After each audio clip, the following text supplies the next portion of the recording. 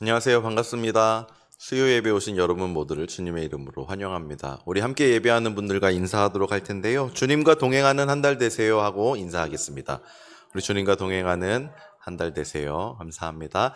이제 우리 마음과 정성을 모아서 거룩하신 하나님께 예배하겠습니다.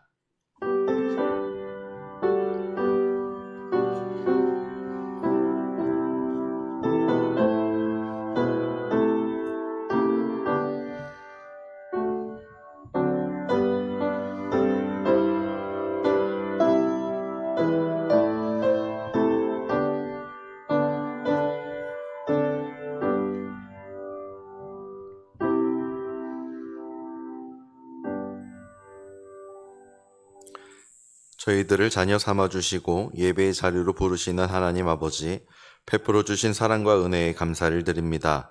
성령 하나님께서 함께 하시사 주의 말씀을 마음에 담게 하시고 우리의 삶으로 이루어갈 수 있도록 늘 동행하여 주옵소서. 예수님의 이름으로 기도합니다. 아멘. 다 함께 찬송가 397장 찬양하겠습니다.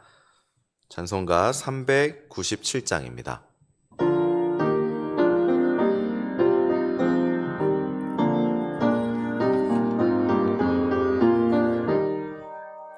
주 사랑 안에 살며 두려움 없으며 그 사랑 변함없어 늘 마음 편하다.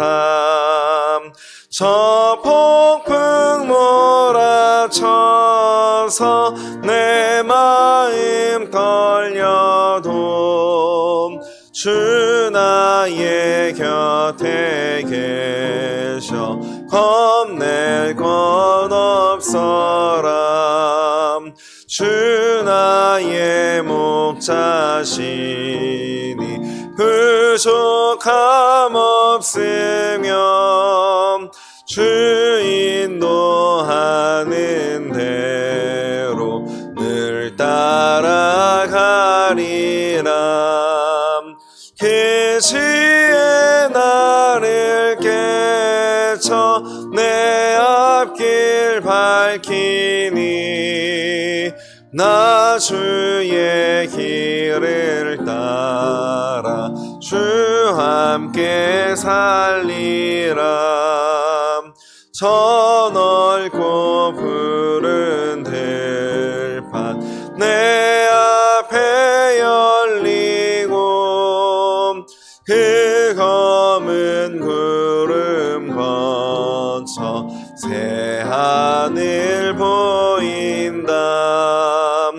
끝없는 나의 소망 저 환한 생명길 참 보배 되신 주님 늘 함께 하소서.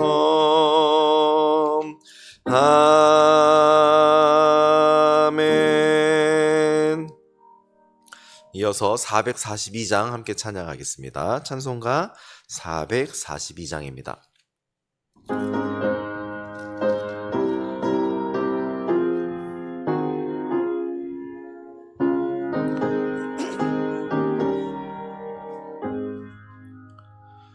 저 장미꽃 위에 이슬 아직 맺혀 있는 그때에 귀에 은은히 소리 들리니 주 음성 분명하다.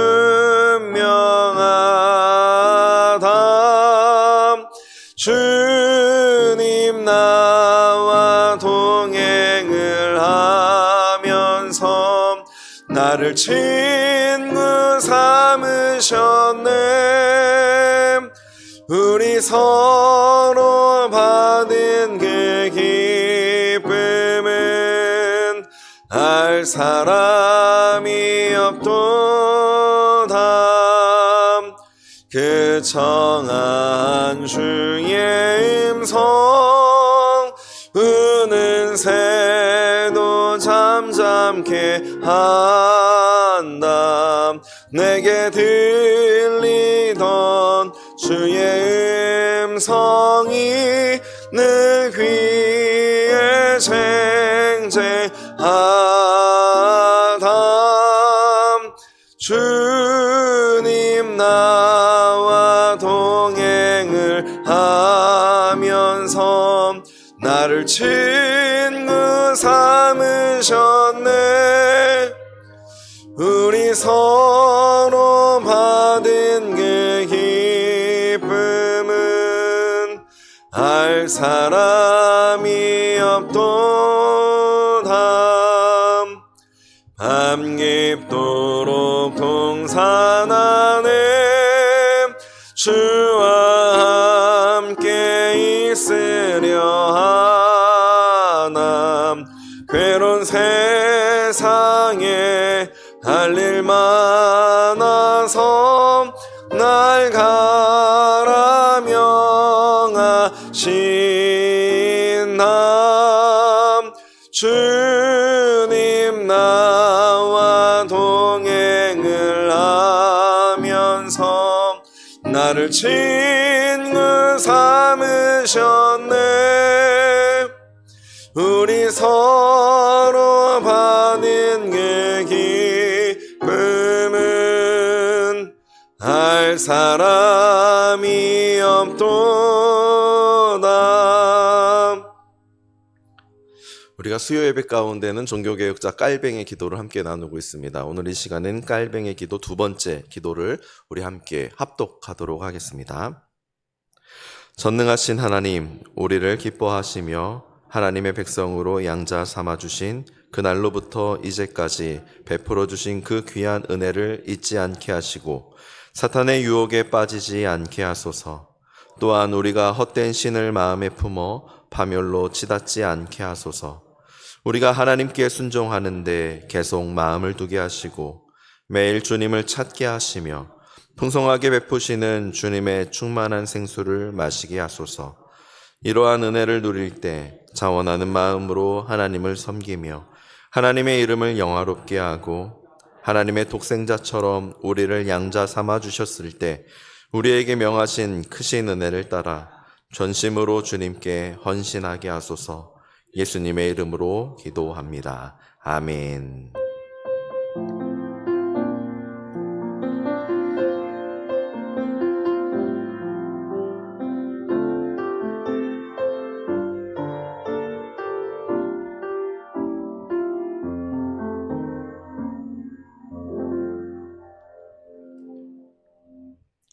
하나님께서 오늘 우리에게 주신 말씀은 사도행전 14장 19절에서 28절까지의 말씀입니다. 사도행전 14장 19절에서 28절까지의 말씀입니다. 신약성경 211쪽에 있습니다. 자, 하나님의 말씀을 봉독하겠습니다. 경청하시기 바랍니다. 유대인들이 안디옥과 이고니온에서 와서 무리를 충동하니 그들이 돌로 바울을 쳐서 죽은 줄로 알고 시외로 이끌어 내치니라.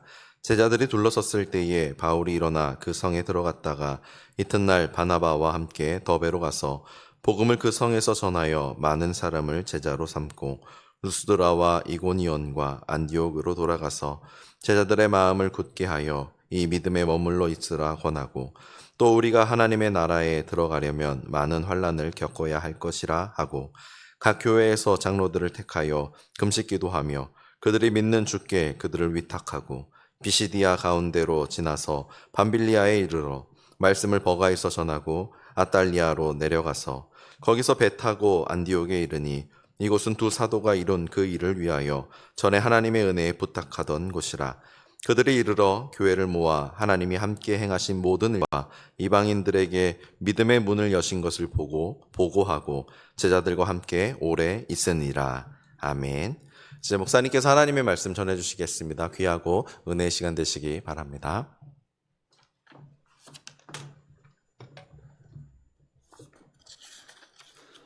먼저 광고 말씀드리겠습니다.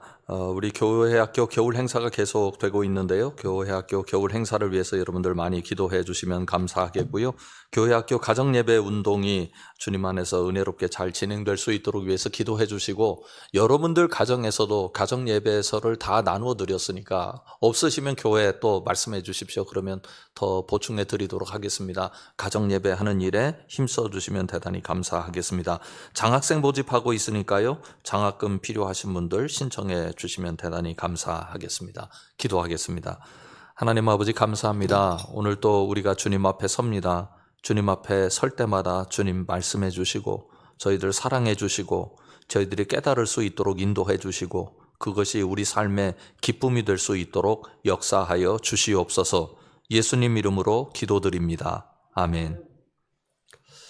우리가 사도행전을 너무나 당연하게 읽는 경향이 있는 것 같아요. 그런데 사도행전을 읽을 때 만약 내가 바울 선교사라면, 내가 사도행전에 나타난 초대 교회의 교인이라면 그때 나는 무슨 생각을 하고 있을까 한 번쯤 헤아려 보는 것이 중요합니다. 그래서 사도행전이라고 하는 이 책에 나타난 내용들은 지어진 내용도 아니고 소설책도 아니고 구체적으로 이 땅 가운데 살아가는 사람들의 이야기라고 볼 수 있습니다. 그 사람들이 그 시대를 살면서 그 문화 속에서 그 종교 세상 속에서 어떻게 믿음을 받아들였고 그 믿음을 전파하고 믿음을 다루는 방식이 어땠는가에 관해서 이야기를 하고 있기 때문에 이 땅의 이야기라고 볼 수 있습니다. 그런 면에서 우리는 지금 이런 세상 속에서 살아가고 있는데 이런 세상 속에서 살고 있는 우리가 어떤 마음으로 주님 앞에 서야 하고 우리의 믿음의 길을 어떻게 걸어가야 하는지를 대입해 봐야 될 것 아니겠습니까? 그런 의미에서 그 시대 속으로 들어가서 거기서 내가 그런 사람이 되었다 생각하고 바라보는 것이 중요하다는 말씀 드리고 싶습니다. 오늘 주신 말씀 19절부터 21절까지를 한번 보십시오. 말씀의 내용이 이렇습니다. 유대인들이 안디옥과 이고니온에서 와서 무리를 충동하니 그들이 돌로 바울을 쳐서 죽은 줄로 알고 시외로 끌어내치니라. 제자들이 둘러섰을 때 바울이 일어나 그 성에 들어갔다가 이튿날 바나바와 함께 더베로 가서 복음을 그 성에서 전하여 많은 사람을 제자로 삼고 루스드로와 이고니온과 안디옥으로 돌아가서 이렇게 말씀하고 있거든요. 한번 지도를 보겠습니다. 지도를 보시면 이 당시에 어느 지역에서 이런 일이 일어났는지에 관해서 말씀을 이해할 수 있는데 이렇게 넓은 지역에서 일어난 일입니다. 바울이 1차 전도 여행을 다녔던 곳이거든요. 저기 살람이라든지 바보라든지 아달리아, 버가, 루스드라, 비시디아, 안디옥, 이고니온, 더베 이 다 제가 표시를 해놓았는데 이 지역에서 일어난 일이라고 볼 수 있습니다. 이 지역에서 복음을 들고 들어갔어요. 복음을 들고 들어가서 전했습니다. 그럴 때 어떤 일이 일어났었는지에 관해서 사도행전이 상세하게 기록하고 있거든요. 우리가 이 부분을 한번 살펴보자고요. 우선 아까 보셨던 말씀을 다시 한번 보겠습니다. 이렇게 돼 있어요. 유대인들이 안디옥과 니고니온에서 와서 무리를 충동하니 그 다음 그들이 돌로 바울을 쳐서 죽은 줄로 알고 시외로 끌어내치니라. 여기까지 이해가 되시죠? 바울에게 돌을 들어서 쳤습니다. 그래서 바울이 죽은 것으로 그 사람들을 생각했어요. 그래가지고 그 동네 밖으로 끄집어냈다 이겁니다. 바울 시신을 버린 겁니다. 이 사람들은 지금 죽었구나 버려야지 이렇게 한 거예요. 그런데 20절을 보십시오. 제자들이 둘러섰을 때 바울이 버려진 줄 알고 제자들이 거기를 갔다 그 말이에요. 여러분 가실 수 있겠어요? 지금 바울이 돌에 맞아 죽었잖아요. 우리 교우 중에 누군가가 복음을 전파하다가 돌에 맞아 죽었어요? 그러면 그 자리에 가실 수 있겠어요? 그 다음 누가 맞을 거예요? 내가 맞을 수 있잖아요. 그런데 20절 다시 보십시오. 제자들이 둘러섰을 때 바울이 일어나 그 성에 들어갔다가 이튿날 바나바와 함께 더베로 가서 이 말씀도 참 신기한 일입니다. 제자들이 둘러섰는데 바울이 일어났다 그랬잖아요. 일어났는데 그 다음 바울이 행한 행동을 보세요. 그 성에 들어갔다가 어디 성에서 죽을 뻔했어요? 성 안에서. 근데 그 성으로 들어가요.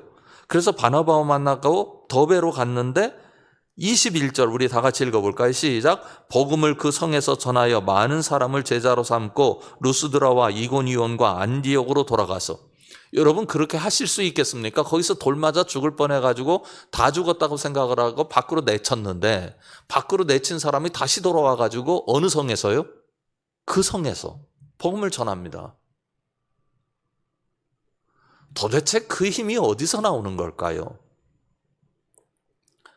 바울이 이렇게 지금 제가 설명드린 그 성에서 문제가 생겨서 죽을 뻔했는데 다시 들어와서 복음을 전했다라고 하는 것과 함께 아울러 바울의 마음을 좀 헤아려 볼 필요가 있어요. 왜냐하면 바울이 지금까지 복음을 전하면서 하나님의 역사를 드러냈고 그리고 사람들이 예수님을 믿는 성과들이 나타나게 됐습니다. 물론 반대하는 사람들이 나타난 건 사실이에요. 그런데 지금 바울이 한두 번 이런 상황에 몰린 게 아니잖아요. 그러면 복음을 전하고 싶을까요? 위험한 건 그만두고 내가 지금 어떤 일을 했어요. 그래서 성과가 나타났어요. 그러면 그 성과가 나를 기쁘게 만들어야 되고 내 다음의 일에 대해서 뭔가 응원이 되고 그리고 그것을 지지하는 힘이 되어야 할 것 아닙니까? 나는 죽겠다고 복음을 전했어요. 그런데 복음을 전할 때 역사가 나타났고 하나님의 권능이 나타났는데 그래서 사람들이 믿게 됐는데 또 사람들이 반대해요. 그런데 이게 더 격하게 일어나는 거죠. 격하게 일어나는 과정에서 바울이 다시 그걸 들고 나갔다고요. 그럼 이런 과정을 어떻게 이해하게 될 때 바울이 육체적인 힘은 그만두고라도 마음으로부터 오는 갈등들을 이겨낼 수 있었을까 하는 이야기를 좀 해볼 필요가 있습니다. 여러분들이 아시는 대로 이 복음을 전한다고 하는 것이 그 당시에 사회적으로 상당한 영향력을 끼쳤습니다. 그런데 이 부분에 대해서 우리가 분명하게 좀 이해를 해야 될 내용이 있어요. 일단 바울이 전한 복음은 어떤 거냐면 이 세상에서 아직까지 들어보지 못한 겁니다. 생소한 이야기예요. 그 이야기는 뭐냐면 이 땅에 사는 바울이 복음을 전하는 대상들이 이 이야기를 받아들이기 어렵다는 겁니다. 왜냐하면 전 이해가 없기 때문이에요. 그리고 공유 지점이 없습니다. 따라서 사람들이 우리가 모르는 얘기인데 새롭게 해주는구나 정도면 괜찮은데 저거 우리가 생각하는 가치관과 달라. 저거 우리는 그렇게 생각 안 해. 이런 이야기들이거든요. 그런데 단순하게 어떤 사람들이 나타나서 그 이야기를 사람들에게 증거하게 될 때는 이 사람들이 그것에 대한 확신이 넘쳐난다는 말입니다. 확신이 넘쳐난다는 말은 두 번째로 어떤 의미를 갖는 거냐면 이 사람들은 달리 산다는 거예요. 달리 산다고 하는 것은 지금 이 사회라고 하는 공동체 안에 문화도 있겠고 경제도 있겠고 사회 시스템도 있겠고 종교도 있겠는데 이런 질서들하고 다른 질서를 이 사람들이 이 세계 가운데 끌고 들어온 거예요. 여러분 어떠세요? 여러분 동네에 다른 질서가 생기고 다른 종교적인 관점이 생기고 다른 가치관이 들어온 사람들이 있으면 여러분들은 어떻게 하시겠어요? 당연히 싫어하죠. 몰아내고 싶죠. 우리를 불편하게 하는 일입니다. 그런데 이 사람들이 그냥 주장만 하면 괜찮겠어요? 그런데 이 사람들이 주장만 하는 게 아니라 세 번째로는 어떤 일을 벌이고 있느냐면 권능이 나타나서 그 사회적 고통과 좌절들을 이겨내게 만들고 새로운 힘으로 작용하게 만드는 거죠. 가령 귀신을 쫓아냈어요. 그래서 귀신을 통해서 돈을 벌던 사람들에게 경제적인 문제가 생겼잖아요. 그럼 이 사람들 내보내야 되는 거 아니에요? 그냥 조용히 왔다가 자기네들 주장을 하고 자기네들끼리 살다가 그냥 가면 좋겠는데 지금 현재 있는 질서와 현재 있는 가치와 생활 규범을 이 사람들이 깨뜨리는 거거든요. 더군다나 종교적 가치라고 하는 것 여러분들 중요한 의미를 가지고 있다는 사실을 알고 계시잖아요. 종교라고 하는 건 제가 말씀드린 기억이 있는데 마루종자를 씁니다. 그리고 가르칠 교자죠. 말하자면 그 사회의 가장 중요한 가치 중에 하나예요. 힌두교 사회다 그러면 힌두 종교가 주는 가치대로 그 사람들은 살아가거든요. 이슬람 사회다 그럼 그렇게 하는 겁니다. 기독교 사회도 마찬가지예요. 말하자면 모든 사람들의 공유 지점이 넓다 그런 말이에요. 나도 그렇게 생각하고 너도 그렇게 생각하고 우리 아버지도 그렇게 생각하고 우리 아들도 그렇게 생각하고 우리 어머니도 우리 딸도 다 그렇게 생각한다. 남자, 여자, 남녀노소 할 것 없이 다 그런 생각을 가지고 있다 그런 거죠. 이게 사회 체계가 되고 문화가 되고 생활 양식이 되는 겁니다. 그런데 거기에 도전하는 거잖아요. 그러니 이 사람들이 다 위기를 느끼는 거죠. 그래서 이 존재를 없애야 한다 하는 결론을 내게 되는 겁니다. 그래서 이렇게 박해가 일어나고 문제가 일어나고 있습니다. 자, 이고니온과 루스드라에서 어떤 일이 일어났는지를 우리가 한번 기억해 보죠. 이고니온 전도가 1절부터 쭉 나오고 있는데요. 1절, 3절, 5절, 6절만 우리가 한번 보겠습니다. 이에 이고니온에서 두 사도가 함께 유대인의 회당에 들어가 말하니 유대와 헬라의 허다한 무리가 믿더라. 그러니까 그 사회적인 관점에서 보면 위기가 시작된 거예요. 어떤 위기가 시작됐습니까? 저 얘기를 따르는 사람들이 생기네? 이런 위기가 생긴 거죠. 두 사도가 오래 있어 주를 힘입어 담대히 말하니 주께서 그들의 손으로 표적과 기사를 행하게 하여 주사 자기 은혜의 말씀을 증언하시니, 우리야 감사한 일이고 놀라운 일이지만 그 사회적 관점에서 보면 이 사람들 힘이 있네? 이거 가만히 놔두면 안 되겠네 하는 생각을 하게 만드는 거죠. 5절에 보면 이방인과 유대인과 그 관리들이 두 사도를 모욕하여 돌로 치려고 달려드니, 이방인 유대인 그 관리들은 기존 사회적 질서를 말합니다. 이 사람들이 이런 새로운 질서가 이 세상에 생기는 것을 우리는 용납할 수 없다, 간과해서는 안 된다라고 결정을 했다는 거예요. 자, 6절 다 같이 읽어보겠습니다. 그들이 알고 도망하여 루가우니오와 두 성 루스드라와 더베와 그 근방으로 가서, 근데 이 사람들이 이제 이거 도저히 여기서는 안 되겠다 싶어서 도망하게 되는 일이 일어나는 거예요. 그러니까 사도 바울은 옳은 일을 했어요. 그리고 주님의 권능을 맛보았어요. 그런데 결과는 뭐가 됐어요? 도망자 신세가 된 것입니다. 이것이 이고니온에서의 경험입니다. 그 다음에 루스드라에서의 경험은 어땠는가? 8절 이하에 나타나고 있는데요. 8절에 보면 루스드라에 발을 쓰지 못하는 한 사람이 앉아 있는데 나면서 걷지 못하게 되어 걸어본 적이 없는 자라. 이 사회가 가지고 있는 아픔이죠. 그리고 제한성입니다. 이런 문제가 있는 사람을 이 사회가 해결해 줄 수 없게 됐어요. 그런데 9절에 보면 바울이 말하는 것을 듣거늘 바울이 주목하여 구원받을 만한 믿음이 그에게 있는 것을 보고, 이 문제가 있는 사람에 대해서 바울이 접근하게 되었다, 만나게 되었다, 이런 얘기죠. 10절 우리 다 같이 읽어보겠습니다. 큰 소리로 이르되 내 발로 바로 일어서라 하니 그 사람이 일어나 걷는지라. 이 사회에 준 타격이 굉장히 큽니다. 이 사회는 도저히 이 문제를 해결할 수 없었는데 낯선 사람이 들어와가지고 낯선 이론을 이야기하고 낯선 믿음, 낯선 종교를 전파했는데 이 낯선 믿음 사회 체계 이 권능이 상당하다. 우리가 해결 못하는 것을 해결할 수 있는 파워가 있다. 이것을 느끼게 된 거예요. 그래서 사람들이 1차적으로 거기에 자신들의 종교적 관점으로 엎드리게 되죠. 험해와 스스가 나타났다, 이렇게 얘기하는 거죠. 그러자 14절에 보면 두 사도 바나바와 바울이 듣고 옷을 찢고 무리 가운데 뛰어들어가서 소리질러. 이 이야기는 어떤 얘기냐면 너희들이 말하는 종교적 체계로 이 체계를 설명할 수 없다, 너희들의 종교 현상이 아니다라고 바울과 바나바가 선을 그었다, 그런 말입니다. 자, 이런 상황이 벌어지니까 주변에서 이거 가만두면 안 되겠다 싶어가지고 바울과 바나바를 제거하려고 하게 된 것입니다. 그러면 그때 이렇게 바울과 바나바에 대해서 공격을 하고 문제를 일으킬 때 어떤 태도로 이겨냈는가? 도대체 그들이 이런 사회적 현상과 이런 질서와 이런 폭력 속에서 어떻게 견디어내는가? 22절 말씀을 보십시오.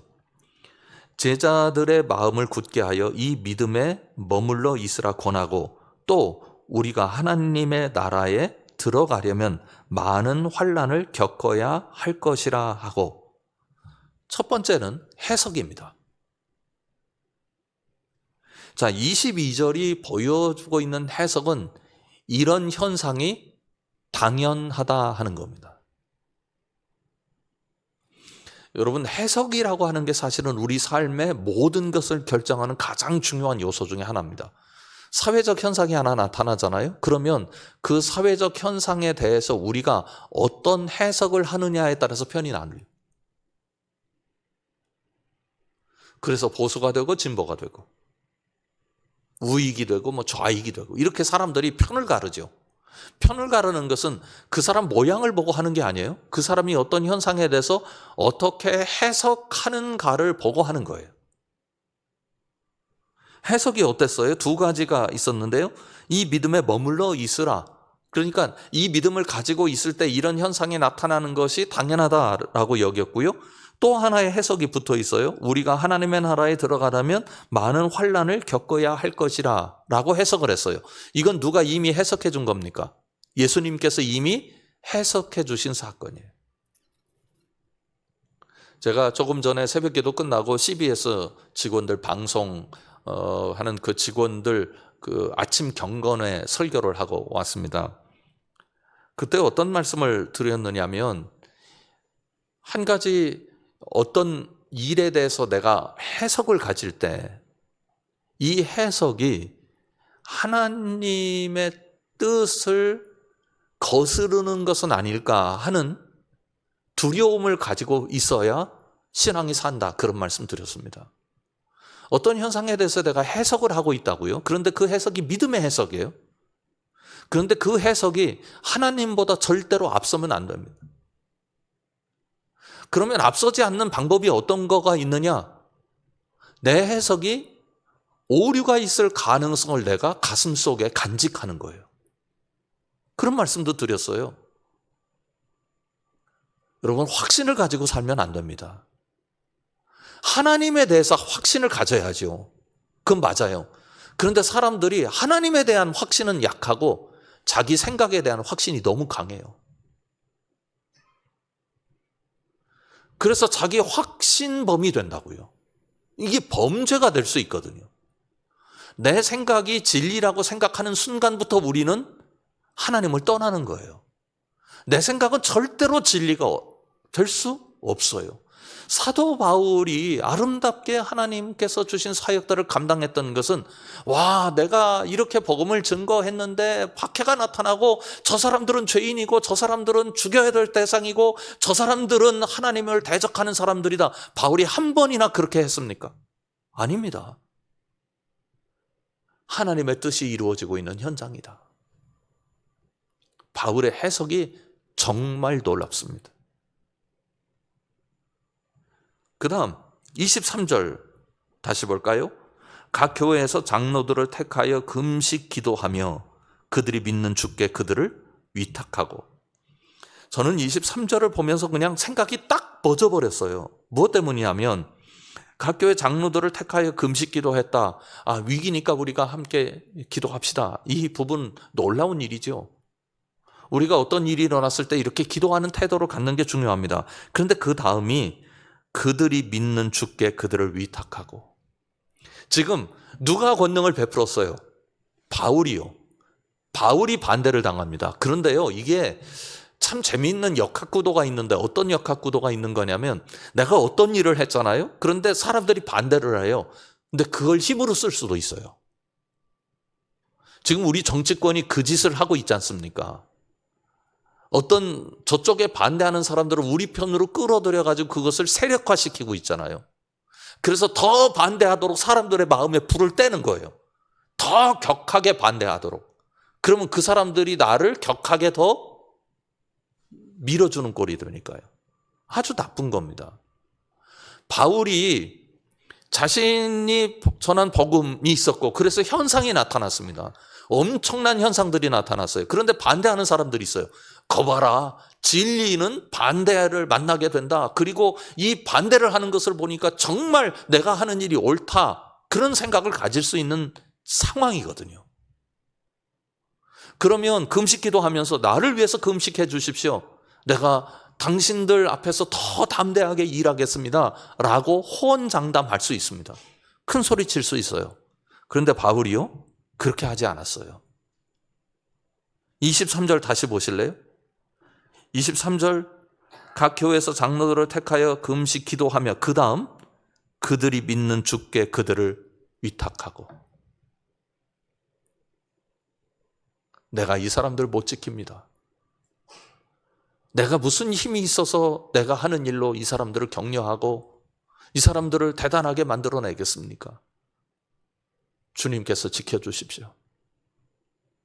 내 주님께서 이 교회를 보호해 주십시오. 이렇게 반대를 당하고 박해를 당하고 있는 위협이 있는 세상 속에 살아가고 있는 주님의 백성들 주님께서 지켜주십시오. 와, 이 겸손을 어떻게 따라갈 수 있을까? 모든 것을 주님 앞에 위탁하고 나는 별것도 아닙니다 라고 자신을 인식할 수 있는 힘이 진정한 영성 아니겠습니까? 모든 사람이 박수 쳐줄 만한 일을 해도 모든 것을 주님께 위탁할 줄 아는 사람, 그 사람을 통해서 우리 주님은 일하고 계십니다. 이게 하나님 앞에서의 우리의 태도여야 한다고요. 내가 하는 게 자랑이 되는 순간부터 우리는 더 이상 주님을 위한 헌신자가 아니에요. 자기 일을 하는 사람입니다. 주님의 일을 하는 사람이 아니라고요. 바울은 분명 주님의 일 하는 사람이었습니다. 그 다음에 25절 이하에 가보면 이렇게 기록하고 있어요. 바울을 말씀을 버가에서 전하고 아탈리아로 내려가서 거기서 배 타고 안디옥에 이르니 이곳은 두 사도가 이룬 그 일을 위하여 전에 하나님의 은혜에 부탁하던 곳이라. 안디옥으로 갔습니다. 사도들에게 복음의 말씀을 이방인에게 전하라고 이 교회가 임명을 해서 선교사로 파송한 교회 아니에요. 거기에 가서 하나님 앞에서 이제 보고를 합니다. 여기에 두 가지 의미가 있다고 봅니다.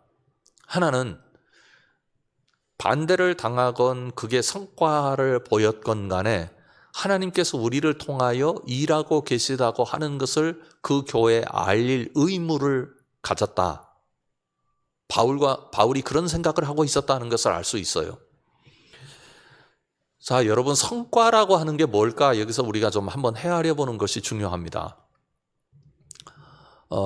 우리가 예수 믿고 나서 예수 믿기 때문에 밖으로 드러난 어떤 결과물에 대해서 민감하잖아요. 가장 간편한 그 1차원적인 생각은 예수 믿고 복 받았다. 이렇게 되면 이제 예수 믿고 복 받았다고 하는 게 뭔가에 대한 내용을 내가 생각하고 판단하게 됩니다. 그런데요, 이 판단의 기준이 뭐냐 이거예요. 가령 예수 믿고 복 받았다 그러면 예수 믿고 재산이 많아졌다 라고 하는 것을 복으로 여긴다면 이 판단은 사실은 예수님과 별로 관련이 없어요. 왜냐하면 복의 개념이 뭐로 묶여 있는 겁니까? 돈이 많아지는 거. 그거는 예수 믿는 사람만 하는 얘기가 아니고 이 세상의 많은 사람들도 그렇게 얘기를 하잖아요. 그러니까 그 기준이 복받았다 하는 기준이 옳지 않다고요. 그러니까 여러분들이 오해하시면 안 됩니다. 재산이 많아지는 게 복이 없는 거다 그런 얘기도 아니고요. 복의 한 내용일 수 있어요. 그러나 그게 기준이 될 수는 없는 거예요. 하나의 내용일 수는 있으나 그것 가지고 기준을 삼아서 다 재단할 수는 없는 거라 그런 말씀이에요. 절대적인 기준이 될 수 없다 그런 말씀이죠. 두 사도가 지금 세상에 나가서 복음을 전했어요. 그래서 예수 믿는 사람 몇 사람이 생기긴 했어요. 그러나 그 당시 사회를 뒤집어 놓을 만큼 대단한 그런 세력이 된 것도 아니고요.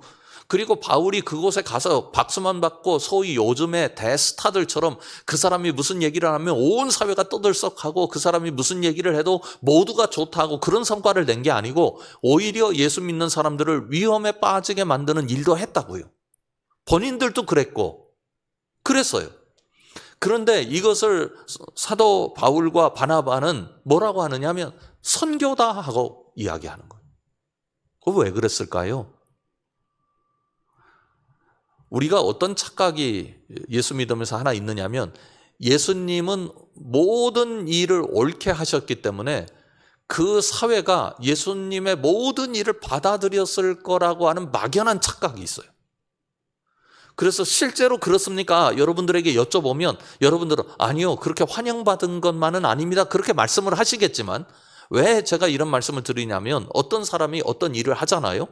그럼 그 사람이 그 사회에서, 그 공동체에서 반대를 당하면, 옳게 했으면 무슨 반대를 할 사람이 어디 있겠어, 옳게 안 했으니까 반대를 하지. 천만의 말씀.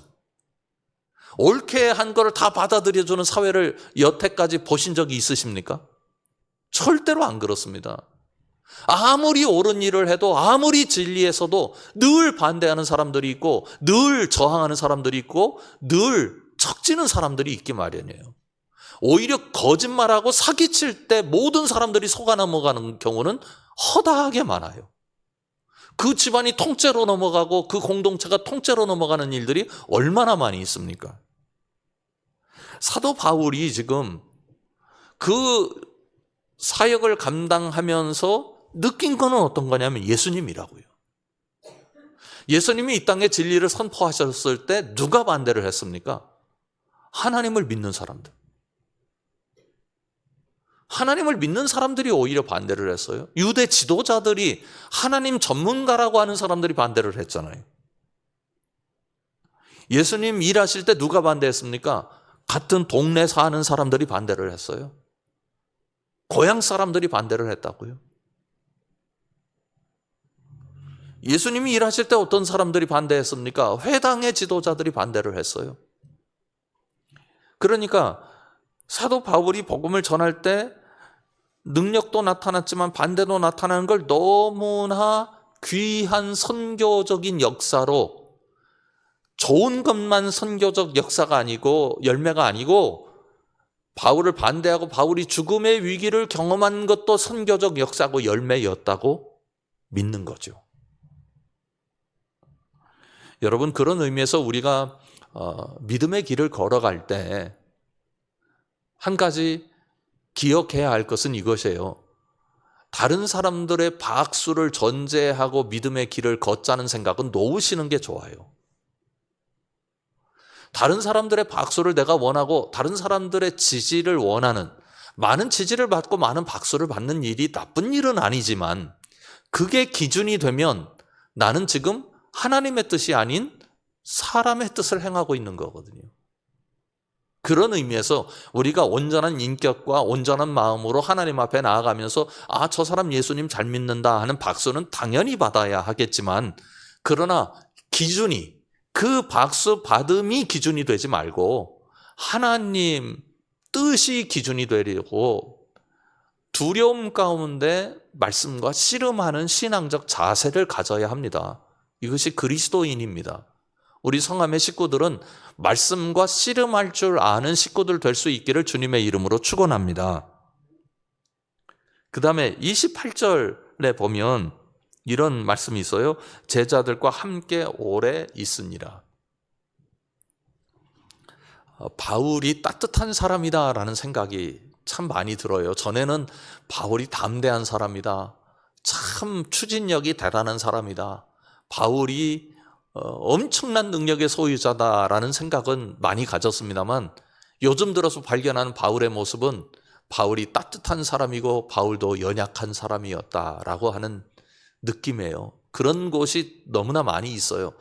바울이 마지막에 로마를 향해서 갈 때도요, 에베소에 있는 장로들을 다 부릅니다. 그리고 고별 설교를 하는 그 장면이 나타나는데 코퉁이 시큰할 정도로 바울의 마음이 얼마나 지금 뭐랄까요, 이렇게 흔들리는 건 아닌데 자신도 인간의 몸을 가졌는지라 다른 사람의 위로와 격려를 필요로 하는 사람이라고 하는 것을 자신이 의식하고 있다는 사실이 여실히 드러나요.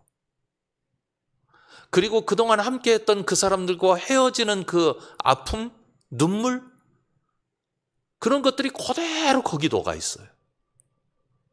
그러니까 허약한 사람이라고 하는 것을 그대로 드러내는 건데, 오늘 주신 말씀을 보면 따뜻한 사람이라고 하는 것을 생각해 볼 수 있습니다. 허약한 모습도 여기에 나타나고 있다고 보기는 하지만요, 제자들과 함께 오래 있었어요. 바울 선생님이 이제 그 당시의 지도자들로서 그 지역을 선교하고 돌아왔잖아요. 그런데 와 보니 상처뿐인 거예요. 사실은 죽을 고비를 넘겼고 가는 곳마다 반대하고, 그러니 거기에 공동체에 있는 사람들이 얼마나 두려웠겠습니까? 그래서 그 사람들을 다독여주고 함께 기도도 했을 거고 함께 주님의 말씀도 나눴을 것이고, 그래서 그들과 함께 하면서 서로 이렇게 따뜻하게 대해줌으로써 영적 에너지를 보충하고 있는 장면을 성경이 빼놓지 않고 기록하고 있습니다.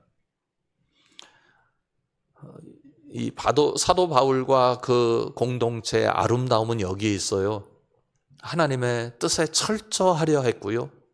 그리고 그 공동체가 주님의 부르심을 받은 하나의 사명을 가진 공동체라고 하는 자기 의식을 분명히 가지고 있어서 거기에 주님의 뜻이 나타날 때마다 기뻐하고 어려움을 이겨내는 믿음의 태도를 가졌습니다. 우리 이 시대의 어려운 시대의 믿음을 지키는 게 우리 모두에게도 과제인데, 이럴 때일수록 서로 기도해주고 서로 격려해주고 손잡아주고 다독여주고, 그리고 주님의 뜻이 무엇일까 자꾸만 묻고, 그리고 주님의 말씀과 씨름해서 우리 교회를 통하여 예수 그리스도의 예수님 되심, 그리스도 되심이 드러날 수 있기를 주님의 이름으로 축원합니다. 기도하겠습니다. 하나님 아버지, 우리 아버지 되어주셔서 감사합니다. 아들 삼아주시고 딸 삼아주셔서 감사합니다. 또 사명 주셔서 감사합니다. 사명의 길을 걷는데 주님의 놀라우신 후원이 필요합니다.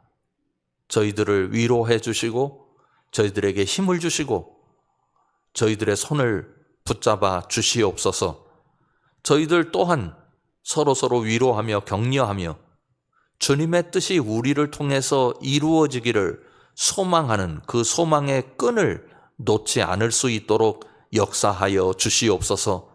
어떻게 하면 우리가 주님의 뜻 드러낼 수 있을까? 교회가 마음을 모으게 하시고 우리 그리스도인들이 이 일에 더욱 앞장서서 아름다운 뜻을 세상에 선포하는 공동체 되게 하여 주시옵소서.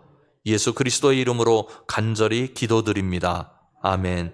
하늘에 계신 우리 아버지, 아버지의 이름을 거룩하게 하시며 아버지의 나라가 오게 하시며 아버지의 뜻이 하늘에서와 같이 땅에서도 이루어지게 하소서.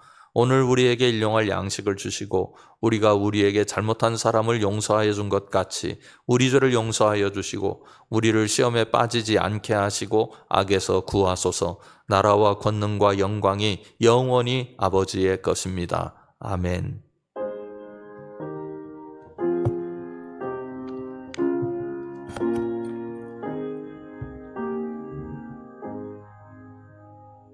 이상으로 마치겠습니다.